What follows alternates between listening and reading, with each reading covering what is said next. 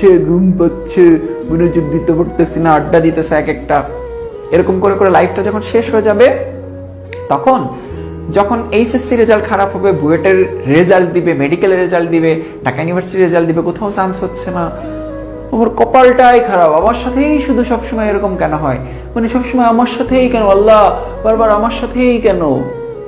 তো পড়াশোনা করবে না, তোমার সাথে হবে না তো কার সাথে হবে?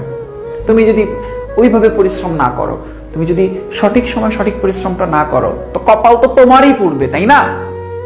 এই মুহূর্তে যারা মনোযোগ দিয়ে পড়াশোনা করতেছে, কপাল তো তাদের পুড়বে না, কপাল পুড়বে তোমার। ঘুম পাচ্ছে, মনোযোগ দিতে পারতেছি না, মাথার উপর দিয়ে যাচ্ছে। এই টপিক যদি মাথার উপর দিয়ে যায়, তাহলে 9-এ না, ক্লাস 1-এ ভর্তি হওয়া লাগবে তোমাদের সবার। ক্লাস 1, একদম সত্যি কথা। এইসব টপিক যদি মাথার উপর দিয়ে যায়, তাহলে বেসিকে কত ঘাটতি আছে সেটা মানে বুঝে নাও।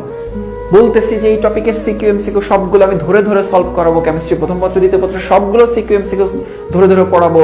তাও যদি পড়াতে যে বেসিকে সমস্যা হয়, অলরেডি কিন্তু ক্যাপশন লিংক দেওয়া আছে, প্রত্যেকটা চ্যাপ্টারের সবগুলো বেসিকের ক্লাস দিয়ে দিচ্ছি, বিনিময়ে কোনো টাকা দেওয়া লাগতেছে না। তাও ভাই প্লিজ পড় ভাই পড়। তোমার লাইফটা যদি সুন্দর হয়, তাতে আমার লাভ হবে না, লাভ হবে তোমার এবং তোমার বাবা মায়ের। এতদিনের কষ্ট, এতদিনের পরিশ্রম, এতদিনে তোমাদের পিছনে টাকা ইনভেস্টমেন্টটা, সেটা সার্থক হবে। তো এত বলদ কেন তোমরা, আর এতটা নির্বোধ কেন যে এখনো পড়াশোনা করো না? আগামী বছর এই সময় 2023 সালের এই সেপ্টেম্বর মাসে চাইলেও কি বুয়েটে ভর্তি পরীক্ষা দেওয়া যাবে? চাইলেও কি তুমি মেডিকেলে ভর্তি পরীক্ষা দিতে পারবা? চাইলে কি ঢাকা ইউনিভার্সিটি ভর্তি পরীক্ষা দিতে পারবা? কোনো চেঞ্জ করার সুযোগ নেই, তোমার লাইফ একদম ফিক্সড হয়ে যাবে। আগামী বছর এই সময় লাইফ টোটালি ফিক্সড, আর কোনো চেঞ্জের কোনো সুযোগ নাই। চাইলেও তুমি এইখানে ওইখানে তোমার নামের আগে ইঞ্জিনিয়ার শব্দটা যুক্ত করতে পারবে না, নামের আগে ডক্টর শব্দটা যুক্ত করতে পারবে না। তাহলে যদি সুযোগ থাকে আর মাত্র এই কয়েকটা মাস,